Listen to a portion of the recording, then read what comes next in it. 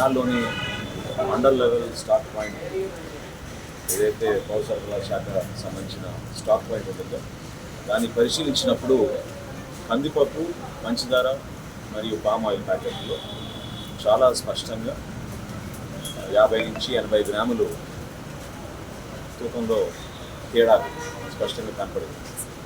So రాష్ట్ర వ్యాప్తంగా సుమారు 253 మండల్ లెవెల్ స్టాక్ పాయింట్ని తనిఖీ చేసి సమగ్రమైన రిపోర్టు ప్రజెంట్ చేయమని ఆ రోజు నేను అధికార యంత్రాంగాన్ని కోరాను.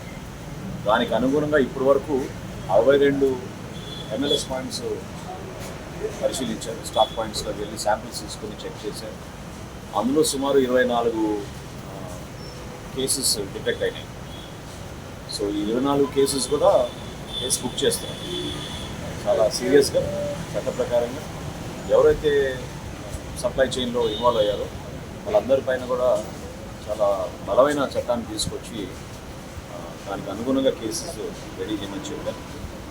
ఎల్లుండి కల్లా ఈ 253 స్టాక్ పాయింట్లో కూడా పూర్తి స్థాయిలో లీగల్ మెట్రాలజీ డిపార్ట్మెంట్, అదేవిధంగా స్థానికంగా ఉన్న జాయింట్ కలెక్టర్లు, తహసీల్దార్ వాళ్ళు కూడా వెరిఫికేషన్ చేసి సమగ్రమైన విచారణ అందించిన తర్వాత తప్పకుండా వీళ్ళపైన చర్యలు తీసుకునే విధంగా స్పందిస్తాం.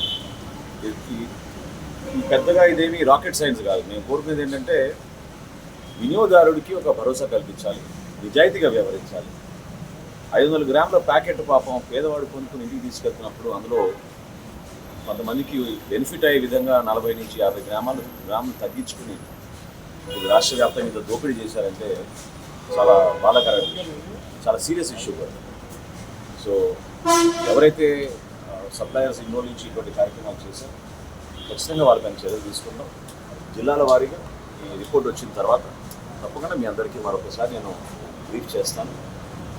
ప్రజలందరికీ నేను మనస్ఫూర్తిగా నేను చెప్పేది ఏంటంటే ఒక మార్పు ఏదైతే మీరు కోరారో అందులో భాగంగా నిజాయితీగా చట్ట ప్రకారంగా చేయాల్సిన కార్యక్రమాలు ఖచ్చితంగా చేస్తాం. ఎవరైతే కేవలం ప్రజల్ని ఇబ్బంది పెట్టడానికో మోసం చేయడానికి కోసం చేసిన కార్యక్రమాన్ని మాత్రం సహించేది. పౌర సరఫరాల శాఖ ఖచ్చితంగా ఇందులో అందరికన్నా ముందుంటుంది. పారదర్శకంగా ప్రతి ఒక్క రైతు ధాన్యం అమ్ముకోవడానికి ముందుకు వచ్చి ప్రభుత్వం నుంచి ఆ నిధుల కోసం ఎదురు చూశారో ఆ రైతుకు అన్యాయం జరగదు. అదేవిధంగా క్షేత్రస్థాయిలో చిన్న కుటుంబాన్ని నడిపించుకునే ఆ మహిళ ఒక వినియోగదారుడిగా వాళ్ళకు కూడా ఎక్కడో పొరపాటు జరగకుండా ఫేర్ ప్రైస్ షాపుల్లో కానివ్వండి లేదా ప్రభుత్వం సరఫరా చేసే ఈ సరుకుల్లో కానివ్వండి ఎక్కడ కూడా పొరపాటు లేకుండా చాలా బలమైన స్పష్టమైన నిర్ణయాన్ని మేము తీసుకుంటాం.